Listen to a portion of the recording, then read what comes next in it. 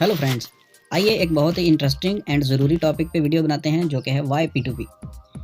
क्यों ये टॉपिक ज़रूरी है? क्योंकि हम सभी लोग MLM में काफ़ी सारा एक्सपीरियंस लेके बैठे हुए हैं। कुछ लोग तो अच्छा एक्सपीरियंस लेके बैठे हैं, लेकिन बहुत से लोग बहुत ही बुरा एक्सपीरियंस लेके बैठे हुए हैं MLM में।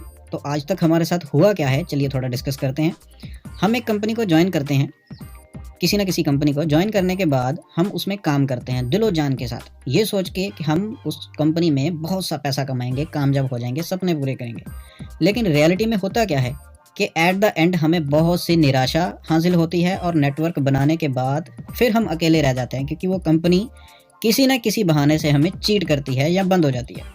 नेक्स्ट हम हिम्मत नहीं हारते, उसके बाद फिर हम एक कंपनी को जॉइन करते हैं, अगेन भाग-दौड़ करते हैं, अगेन दिलो-जान से मेहनत करते हैं, उसी उम्मीद के साथ कि अब पैसा कमाएँगे, लेकिन होता फिर वही है। और ये सिलसिला चलता रहता है और शायद यही आज तक हुआ है हमारे साथ। तो ये सब जो हुआ, तो उसके बाद हमारे मन में एक क्वेश्चन आता है कि क्या P2P में ये नहीं होगा? अगर नहीं होगा तो क्यों नहीं होगा? P2P कैसे रिलायबल है? तो ये जो एक शक हम सबके माइंड में आता है, जो कि जेन्युइन भी है, जो कि क्वेश्चन आता है। तो आइए इस क्वेश्चन का हम आंसर ढूँढते हैं, हल ढूँढते हैं। और फ्रेंड्स, MLM में आपका जैसा भी एक्सपीरियंस है आज तक का, अच्छा या बुरा, ये वीडियो आपके लिए बहुत ज़्यादा हेल्पफुल है। इस वीडियो को देखने के बाद आप इस काबिल बन जाओगे कि कोई भी कंपनी आपको चीट नहीं कर पाएगी। ओके, तो आइए आगे बात करते हैं। हम आज तक 2 तरह की कंपनियों को ज्वाइन करते आए हैं ऑलवेज। एक तो है बैड इंटेंशन और दूसरी है बैड कैश फ्लो।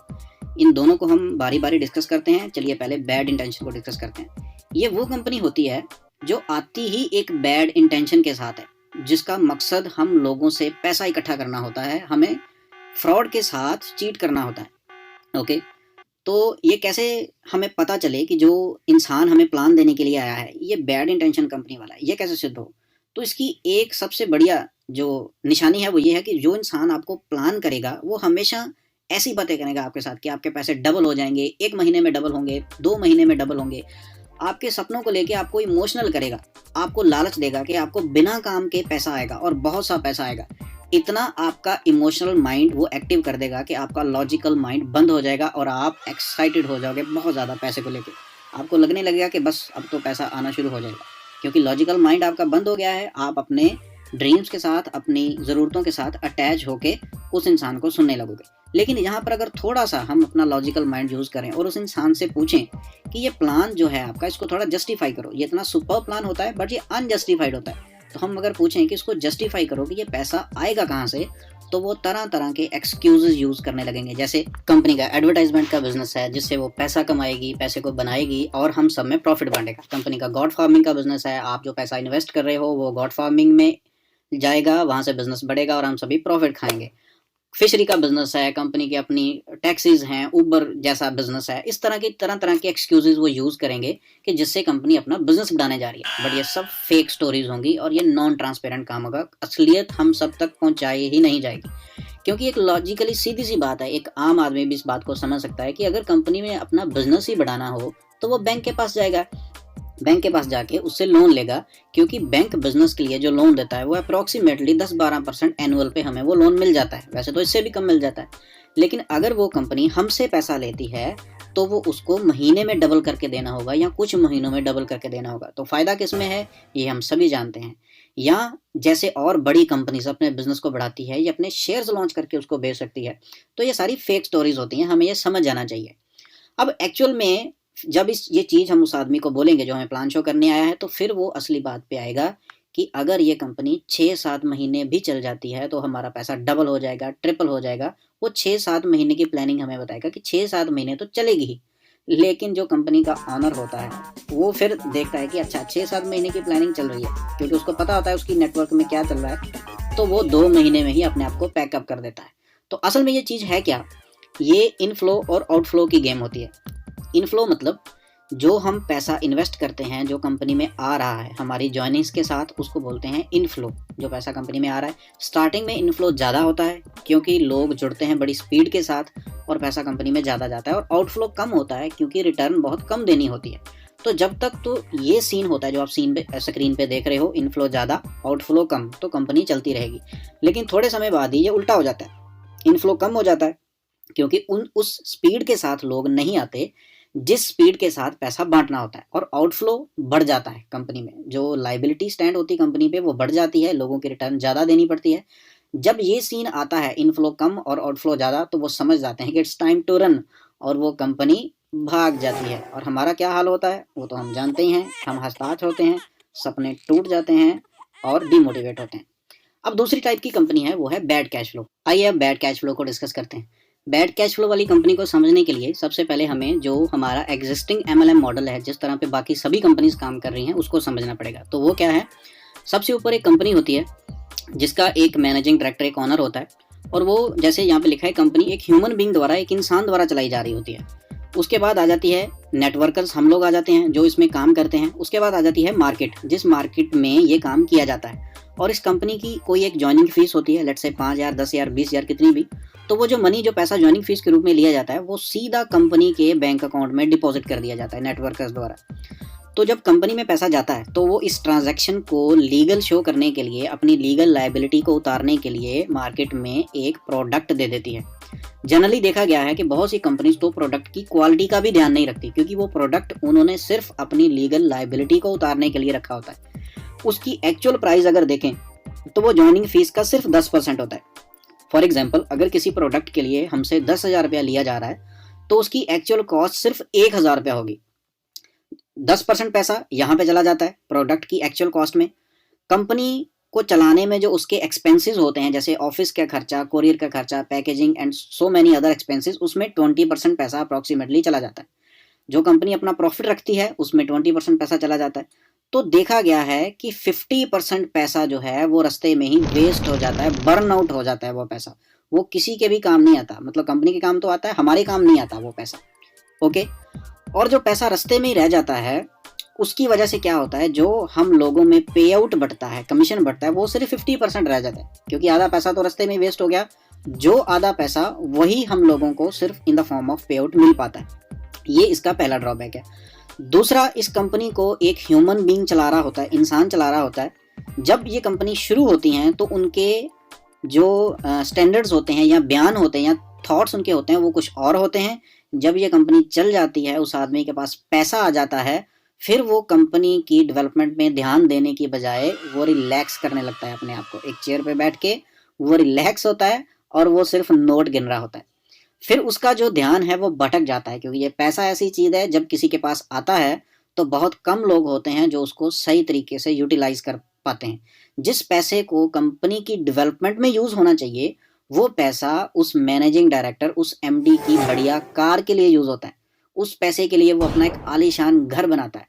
उस पैसे के साथ वो वर्ल्ड टूर करने निकल जाता है, घूमने फिरने लगता है, शॉपिंग करने लगता है। और वो जो पैसा कंपनी की डेवलपमेंट और कंपनी को आगे बढ़ाने के लिए यूज़ होना था, उससे वो खाता है, पीता है और इंजॉय करता है। और उसके जो रॉन्ग डिसीजंस होते हैं वो किसको भुगतने पड़ते हैं? नेटवर्कर्स को, जो एज ए करियर बना के उस कंपनी में आए होते हैं। तो ये आज की एमएलएम का मॉडल है। इंटेंशन पहले दिन से बैड नहीं थी, लेकिन कैश फ्लो जिस तरफ जाना चाहिए कैश, उस तरफ नहीं गया, और 99% कंपनीज जो बंद होती हैं वो बैड के कारण होती हैं। उसके बाद होता क्या है, कंपनी की ग्रोथ एकदम से नीचे आने लगती है। ये हमारी आंखों के सामने हुआ है, हमने बहुत सी कंपनीज को देखा हुआ है। उसके बाद हम लोग परेशान हो जाते हैं, वो ग्रोथ आती नहीं है और बैंकरप्सी हो जाती है, और लास्ट में क्या होता है, दी एंड। और ये दी एंड हमने बहुत सी कंपनी का होते हुए देखा है, कारण बैड कैश फ्लो। और हमारा हाल क्या होता है वो तो हमें पता ही है, लास्ट में यही हाल होता है, अकेले रह जाते हैं, फ्रस्ट्रेशन होती है। ओके, अब आइए P2P बिजनेस के मॉडल के बारे में बात करते हैं कि आखिर P2P का बिजनेस मॉडल क्या है, जो इसको मार्केट में जितने भी कॉन्सेप्ट आज तक चल रहे हैं उन सबसे अलग कर देता है। ओके, आइए देखते हैं। सबसे ऊपर एक सिस्टम होता है। यहाँ सबसे बड़ी देखने वाली बात यह है कि ये कोई कंपनी नहीं है, ये एक सिस्टम है, और ये सिस्टम चलाया जा रहा है एक आर्टिफिशियल इंटेलिजेंस सॉफ्टवेयर के द्वारा। इसको कोई भी इंसान नहीं चला रहा। ये सबसे बड़ा और सबसे पहला डिफरेंस है कि P2P को कोई भी इंसान नहीं चलाता, इसका कोई MD नहीं है, इसका कोई मैनेजिंग डायरेक्टर, कोई ऑनर नहीं है। ये एक सॉफ्टवेयर द्वारा चलाया जा रहा सिस्टम है। उसके बाद आ जाते हैं नेटवर्कर्स जो इसमें काम करते हैं। उसके बाद मार्केट में एक ज्वाइनिंग फीस है। उस ज्वाइनिंग फीस को कहाँ पे भेजा जाता है, ये भी एक बहुत बड़ा डिफरेंस है। ये ज्वाइनिंग फीस कंपनी तो कोई है नहीं, तो वो जाती है हम लोगों के पास ही। वो सारा पैसा हमारे अपने हाथ में रहता है जो हम मार्केट से लेते हैं। ये पैसा हम किसी को नहीं देते, ये हमारा अपने हाथ में रहता है पैसा। ओके, और सिस्टम हमें जस्ट गाइड करता है कि ये पैसा किसको डिस्ट्रीब्यूट करना है। जो पहला बिजनेस मॉडल था एग्जिस्टिंग जो अदर कंपनीज का, उसमें हम पूरा पैसा कंपनी में दे देते हैं सो दैट कंपनी उस पैसे को बांट सके। लेकिन इसमें पूरा पैसा हम अपने पास रखते हैं, सिस्टम हमें गाइड करता है कि इस पैसे को डिस्ट्रीब्यूट कैसे करना है। ओके, तो नेटवर्कर्स ही इस पैसे को डिस्ट्रीब्यूट करते हैं खुद से। तो अभी और इसके क्या फीचर्स हैं, इसमें कोई प्रोडक्ट सेलिंग नहीं होता, कोई प्रोडक्ट है ही नहीं, इसमें कोई फिजिकल प्रोडक्ट नहीं है। जब कोई प्रोडक्ट नहीं है तो कोई कंपनी भी नहीं है, किसी कंपनी को हमने कोई पैसा नहीं देना, कोई प्रोडक्ट हमने परचेज नहीं करना, कोई प्रोडक्ट सेल नहीं करना। जब कोई प्रोडक्ट ही नहीं है, कोई कंपनी नहीं है, तो जो 50% वेस्टेज हो रही थी पैसे की, बर्नआउट हो रहा था, वो खत्म हो गई और इसमें 100% पे आउट है। सारा पैसा हमारे ही पास रहता है। ओके, अब जब पैसा ही हमारे पास रह गया तो हम ट्रस्ट किस पे करेंगे, और किसी पे ट्रस्ट करने की हमें जरूरत ही नहीं है। ट्रस्ट वाला काम ही खत्म हो गया क्योंकि हमने खुद ही पैसा डिस्ट्रीब्यूट करना है। ओके, कोई लायबिलिटी स्टैंड नहीं होती। ऐसा नहीं है कि पहले सारा पैसा किसी को दे दो और फिर देखो कि वो बांटे या ना बांटे या किस तरह से डिस्ट्रीब्यूट करे, कभी भी कोई लायबिलिटी स्टैंड नहीं होगी। ओके, ये दुनिया का पहला और एकमात्र डिसेंट्रलाइज्ड सिस्टम है जो एक कंप्यूटर सॉफ्टवेयर द्वारा, एक आर्टिफिशियल इंटेलिजेंस सॉफ्टवेयर द्वारा चलाया जाता है, ना कि किसी इंसान द्वारा। तो जो 99% रिस्क है बैड कैश फ्लो, जिससे आज तक कंपनीज बंद होती आई हैं, हम पहले ही दिन से उस रिस्क से बाहर हैं। ओके, आइए कुछ बेसिक डिफरेंसेस हैं जो एग्जिस्टिंग MLM मॉडल है और P2P मॉडल, इसमें कुछ जो बेसिक डिफरेंसेस है उन पे दोबारा नजर डालते हैं। ओके, पहला डिफरेंस क्या है कि देयर इज अ कंपनी, यहाँ पे एक कंपनी होती है और जो किसी इंसान द्वारा चलाई जा रही होती है। P2P मॉडल में देयर इज अ सिस्टम, जो कि एक सॉफ्टवेयर है जिसको कोई इंसान नहीं चलाता, जो कभी भी कोई गलत डिसीजन, कोई गलत फैसला, कोई गलत कैलकुलेशन नहीं कर सकता। Okay, operated by a human being, operated by an artificial intelligence. Okay, जितने भी फंड्स होते हैं वो कंपनी द्वारा, किसी इंसान द्वारा कंट्रोल किए जाते हैं। हम अपने सारे फंड्स को किसी दूसरे के हाथ में देते हैं, फिर उस पर हमें भरोसा करना होता है और वो जैसे चाहे हमारे फंड्स को यूज कर सकता है। P2P मॉडल में हम खुद ही सारे फंड्स को कंट्रोल करते हैं और डिस्ट्रीब्यूट करते हैं, किसी दूसरे पे भरोसा करने की हमें कोई जरूरत नहीं। पहली बार ऐसा पॉसिबल हुआ है MLM इंडस्ट्री में। 50% पैसा इस सिस्टम में वेस्ट हो जाता है, बर्नआउट हो जाता है, जैसे हमने डिस्कस किया था। इसमें एक सिंगल पेनी भी हमारी वेस्ट नहीं होती, 100% पैसा डिस्ट्रीब्यूट होता है। इसमें जैसे डिस्कस किया आधा पैसा डिस्ट्रीब्यूट होता है, इसमें पूरा पैसा डिस्ट्रीब्यूट होता है। हमारा करियर, हमारा फ्यूचर एक MD के डिसीजंस पे डिपेंड करता है। एक इंसान ही हमारे फ्यूचर का, हमारे करियर का फैसला कर रहा होता है।